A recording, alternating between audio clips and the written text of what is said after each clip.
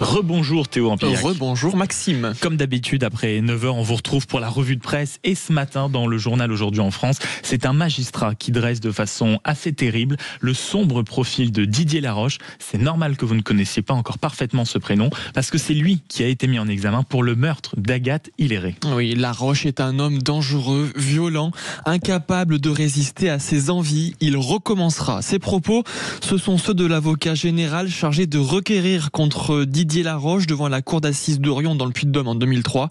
L'ouvrier agricole comparaissait pour avoir agressé sexuellement 2 femmes. Le pronostic du magistrat s'est révélé malheureusement tristement prémonitoire. Sauf que voilà, Didier Laroche n'en était pas à son coup d'essai. Il avait déjà été condamné à 2 reprises pour viol et avait achevé sa dernière peine en mars 2024.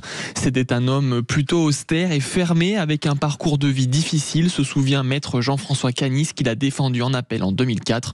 Interpellé par les gendarmes de la section de recherche de Poitiers, le suspect de 59 ans a admis avoir frappé Agathe Hilleret, mais assure n'avoir pas voulu la tuer. Il vient d'être mis en examen pour enlèvement et meurtre. Et quelques jours après la nomination de Sébastien Lecornu dans la presse locale, on y lit Carole Delga, qui est la présidente de la région Occitanie et qui attend beaucoup du nouveau Premier ministre. Et ça se trouve dans la dépêche du Midi. Il promet un changement de méthode, très bien, mais il doit venir de lui et du président. Dès les premières lignes, le ton est donné de la part de l'élu socialiste. En termes d'exigences, elles sont nombreuses, mais il y en a une qui ressort de l'interview. Il ne faut pas se tromper, la politique ce n'est pas du marchandage, les socialistes ne sont pas à vendre. Bah oui. Le compromis est possible uniquement sur un projet de société clair. Le problème aujourd'hui, c'est qu'on nous parle d'économie, d'ajustement budgétaire, mais ça, ce n'est pas un projet.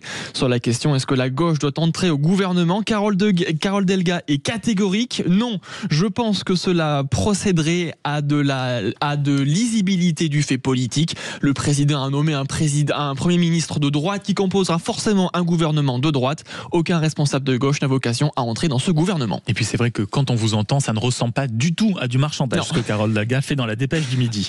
La retraite progressive attire de plus en plus, c'est en tout cas ce que nous dit ce matin le journal Ouest France. Et oui, à l'image de Florence Pasquier, 61 ans, infirmière salariée et presque 40 ans de carrière.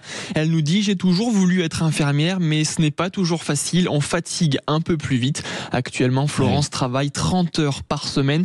J'ai obtenu l'accord de mon employeur pour passer à 18 heures par semaine, précise-t-elle, et j'ai déposé un dossier pour que les organismes me versent ma retraite progressivement en proportion du temps non travaillé.